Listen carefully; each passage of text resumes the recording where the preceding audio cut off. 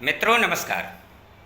आज चर्चा करते हैं ब्रह्म स्थान के बारे में कि ब्रह्म स्थान आखिर में है क्या और इसके गुण और दोष और फिर उपाय इसका क्या होगा, किस प्रकार से इसमें दोष उत्पन्न होते हैं, ब्रह्म स्थान पे क्या क्या चीज़ें नहीं होनी चाहिए जिसके कारण परेशानियां उत्पन्न होती है। आज इस पर चर्चा करते हैं। तो सबसे पहले यह बता दूं कि ब्रह्म स्थान किसी भी भवन का, किसी भी निर्माण का 11 पॉइंट कुछ % होता है उसकी माप। या और अब हमारी पिछली वीडियो देख सकते हैं ब्रह्म स्थान के बारे में कि किस प्रकार से उसे हम मापें, हमारे घर में या भवन में कितना एरिया ब्रह्म स्थान का आ रहा है, उसके आधार पर आप नाप सकते हैं। जैसे कि अगर हम वास्तु पुरुष मंडल की बात करें तो 81 पद का वास्तु पुरुष मंडल जब बनता है तो उसमें बीच के जो 9 भाग, 81 से 9 भाग जो बीच के होते हैं वो ब्रह्म स्थान कहलाता है। और 64 पद का अगर वास्तु मंडल बनता है तो उसमें 4 भाग ब्रह्म स्थान का होता है। तो ये ब्रह्म स्थान है क्या? सबसे पहले कुछ शास्त्र वचन देखते हैं कि ब्रह्म स्थान के बारे में बताया गया है कि ब्रह्म स्थान पे स्तंभ यानी कि पिलर नहीं होना चाहिए। यह लिखा हुआ तो नहीं, लेकिन सुना हूँ कुछ बुजुर्गों के मुख से कि उन्होंने कहा कि ब्रह्म स्थान पे सोने का खंभ भी स्वीकार्य नहीं है। लेकिन यह लिखित है ग्रंथों में कि ब्रह्म स्थान पे स्तंभ यानी कि पिलर, खंभे नहीं होने चाहिए। ब्रह्म स्थान का गड्ढा होना, ब्रह्म स्थान पे सेप्टिक टैंक होना, ब्रह्म स्थान पे जूठे बर्तन, कूड़ा कबाड़, जूते चप्पल और ब्रह्म स्थान में अगर शल्य हो तो इन सब से भवन स्वामी का या भवन में रहने वालों को तरह तरह के नानाविध परेशानियां झेलनी पड़ती है। पहले कुछ शास्त्र वचन सुनते हैं। जैसा कि मय मतम ग्रंथ में आया है और उसको वास्तु मंडन में भी बताया गया है कि ब्रह्म स्थान स्थितम स्तंभ स्वामीनस्तु विनाशनम।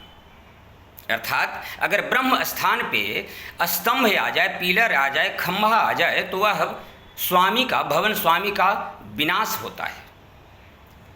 घबराइएगा नहीं, इस पर चर्चा करेंगे कि आखिर उन्होंने ऐसा कहा क्यों, हमें किस तरीके से इसे समझने की बात है, ध्यान देने बात है। दूसरी बात, सम्रांगण सूत्रधार में, हाँ सम्रांगण सूत्रधार में बताया गया है कि कुर्याद ब्रह्म पद न्यास्तो भारपट्ट कुल क्षयम। भारपट अगर पड़ गया, जोड़ आ गया तो कुल की क्षय हो जाती है।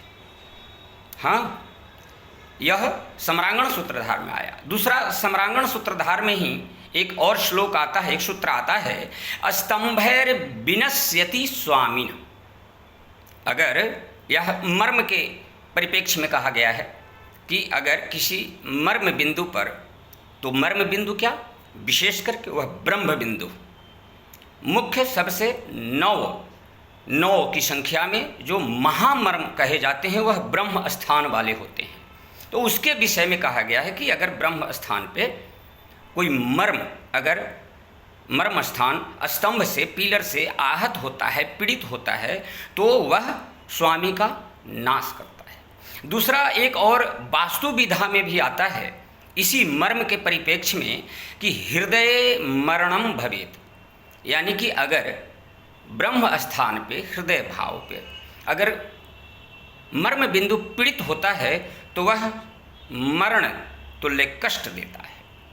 इसी प्रकार विश्वकर्मा प्रकाश में भी कहा है कि गृह मध्य कृतम स्तंभ ब्राह्मणो वेद्य मुच्यते, और विस्तृत है और इसका प्रभाव के बारे में कहा गया है, रोगा नाना विधा शोका जायन्ते तत्र नित्य सह। अर्थात कि अगर घर के मध्य, घर के ठीक बीचों बीच में अगर स्तंभ बनाते हैं, कृत्रिम स्तंभ, तो ब्राह्मणों यानी कि जो ब्राह्मण आदि जो चारों वर्ण हैं उनके बारे में यहाँ कहा गया, उनको वेद या ब्रह्मा का, ब्रह्म स्थान शब्द हम क्या बोल रहे हैं, ब्रह्म स्थान, तो ब्रह्म स्थान का में वेद उत्पन्न होता है, जिसके कारण उस घर में रहने वाले को नाना प्रकार के रोगों का सामना करना पड़ता है और उस घर में नित्य ही शोक, संतप्त यानी परेशानियां, कष्ट उत्पन्न होते रहते हैं। यह कुछ ग्रंथों से सूत्र हमने बताने का प्रयास किया। अब हम यह चर्चा करेंगे कि आखिर ऐसा क्यों उन्होंने जो बताने का प्रयास किया है हमारे ऋषि मुनियों महर्षियों ने, तो इसे हम किस परिप्रेक्ष्य में समझें, कैसे समझें। कुल का विनाश, स्वामी का नाश, ये ऐसे कैसे। तो अब यहाँ पे हमें ध्यान देने वाली बात है कि ब्रह्म और इस पर यह भी चर्चा करेंगे कि इसे किस प्रकार से हम कुछ सुरक्षित कर सकते हैं, बचा सकते हैं। तो शब्द हम क्या बोल रहे हैं, ब्रह्म स्थान, यानी कि ब्रह्मा का स्थान। ब्रह्मा कौन है ब्रह्मा? तो ब्रह्मा का अर्थ हुआ क्रिएटर, जो उत्पन्न करता है, जो उन्नति करता है, जो हर प्रकार की किसी भी प्रकार के, जैसे कंपनी फैक्ट्री की भी अगर हम बात करें तो प्रोडक्शन, उत्पादन, उन्नति, प्रगति, जो यानी कि ब्रह्मा का स्थान से ही भवन में हर प्रकार के सकारात्मक ऊर्जाओं का प्रादुर्भाव होता है, जो चारों दिशाओं में फैलता है, विस्तृत होता है। अब अगर उस ब्रह्म स्थान पे स्तंभ आ जाए तो वह क्या होगा, वह ब्रह्म स्थान दब गया, यानी कि जो उत्पत्ति हो रहा था, जो उन्नति हो रहा था, जो प्रोडक्शन हो रहा था, वह दब गया। अब दूसरी बात इसी के साथ साथ कि भवन में वास्तु पुरुष की कल्पना की गई है कि जिनका सिर ईशान कोण और पांव नैऋत्य कोण में होता है, और बीच का स्थान जो होता है, जो है नाभि प्रदेश कहा गया है।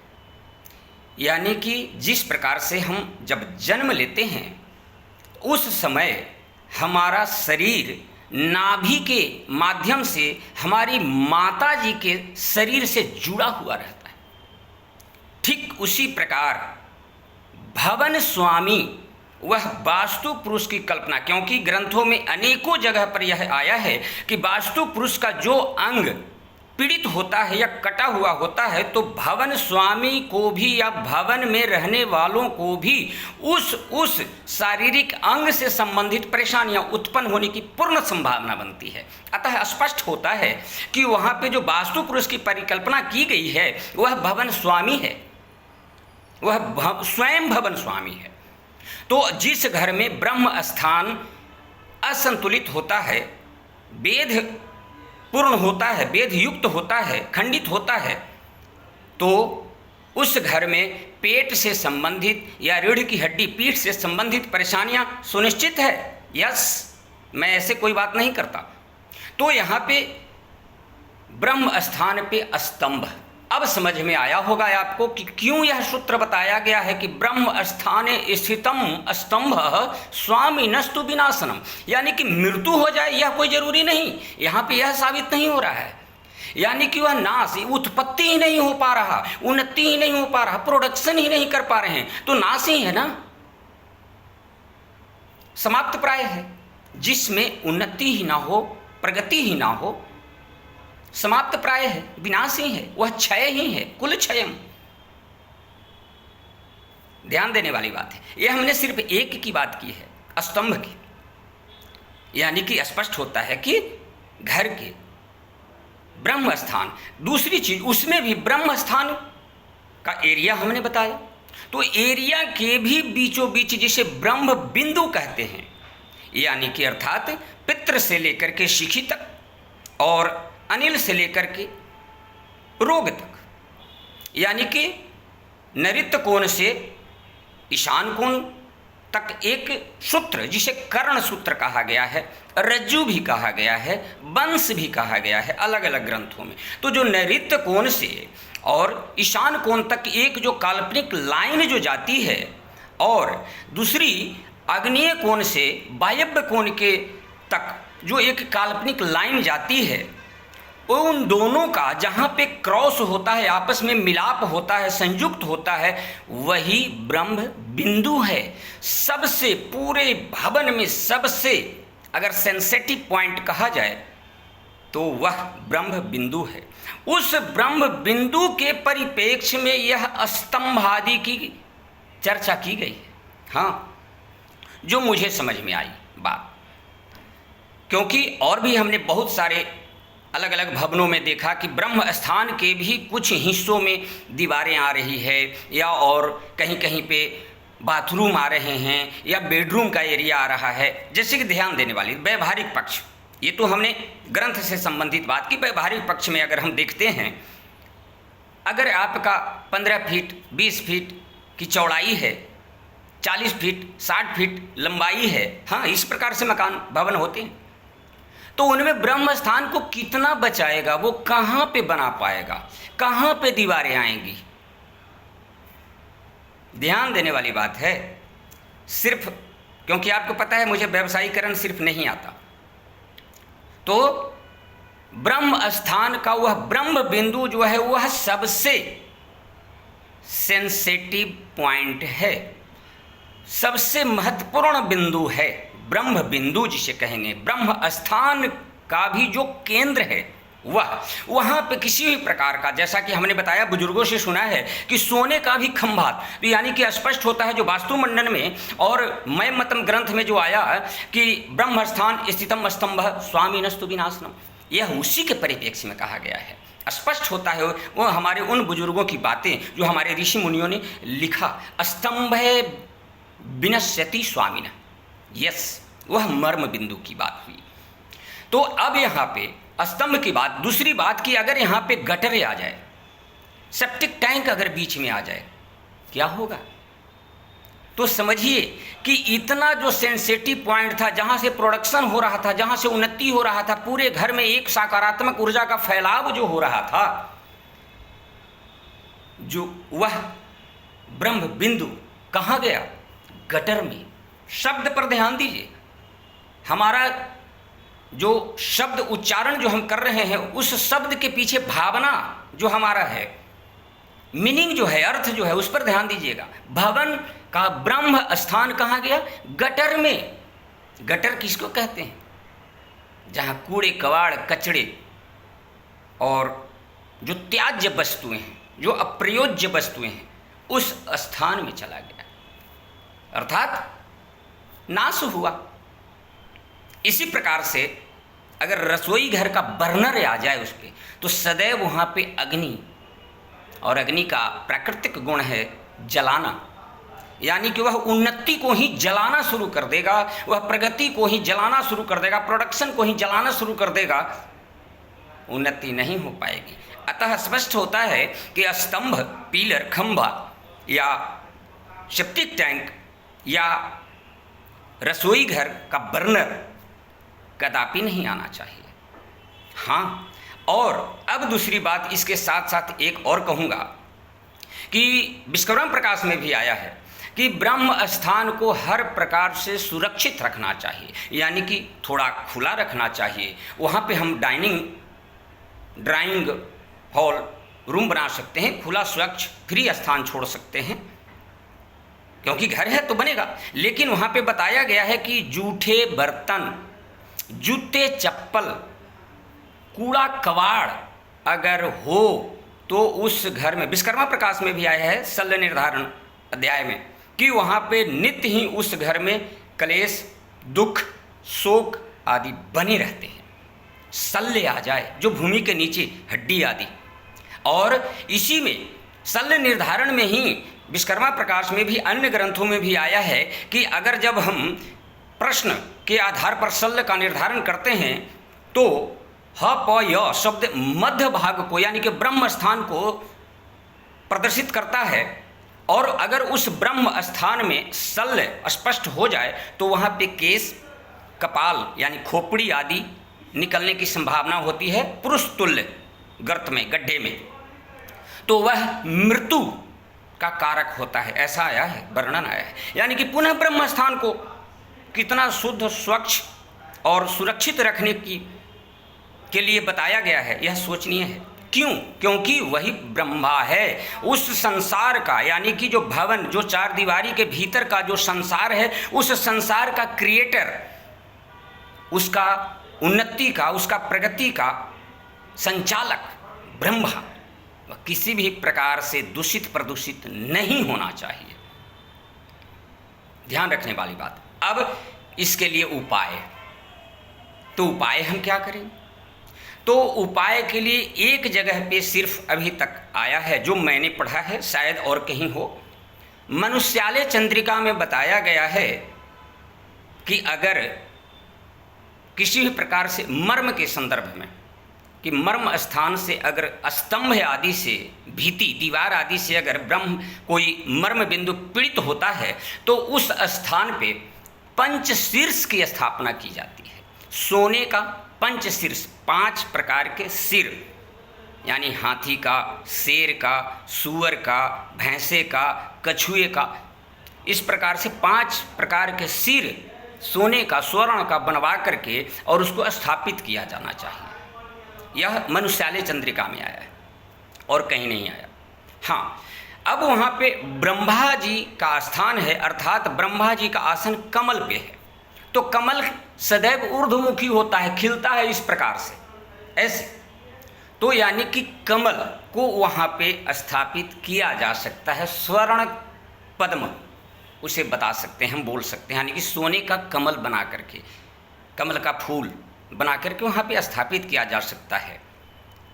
वहाँ पे पद्मराग मणि मैमतम ग्रंथ में आया है, यानी कि रूबी जिसको कहते हैं हम, माणिक की स्थापना के बारे में रत्न अध्याय में आता है, वहाँ पे बताया गया है, वो किया जा सकता है।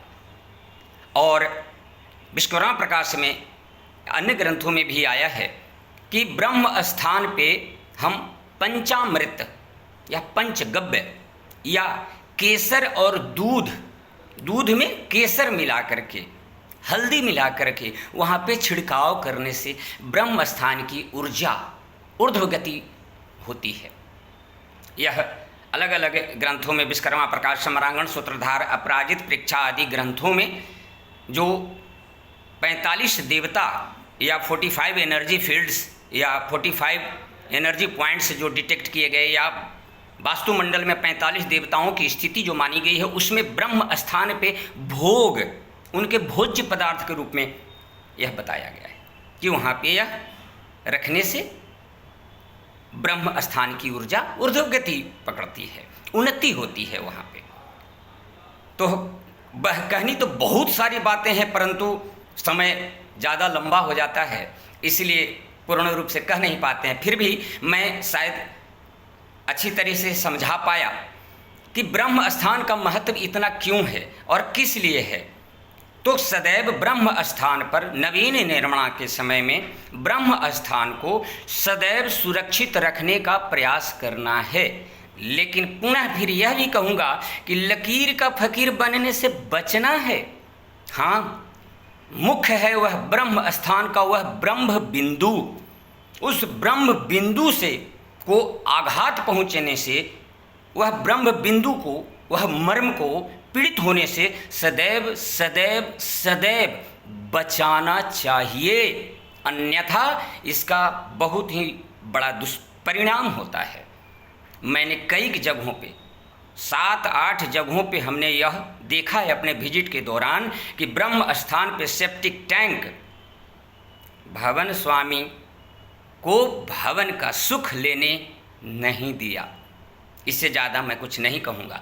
तो ब्रह्म स्थान में कुआं हो, ब्रह्म स्थान में सेप्टिक टैंक, ब्रह्म स्थान में पिलर आ जाए, खंभा आ जाए, ब्रह्म स्थान पे चूल्हा बर्नर आ जाए, ब्रह्म स्थान पे टॉयलेट सीट आ जाए, ब्रह्म स्थान पे चप्पल जूते रखने का स्थान, ब्रह्म स्थान पे जूठे बर्तन, ब्रह्म स्थान पे कूड़ा कबाड़ आदि कदापि नहीं होना चाहिए। इसीलिए बताया है कि ब्रह्मस्थान स्थितम स्तंभ स्वामी नस्तु विनाशन। नाना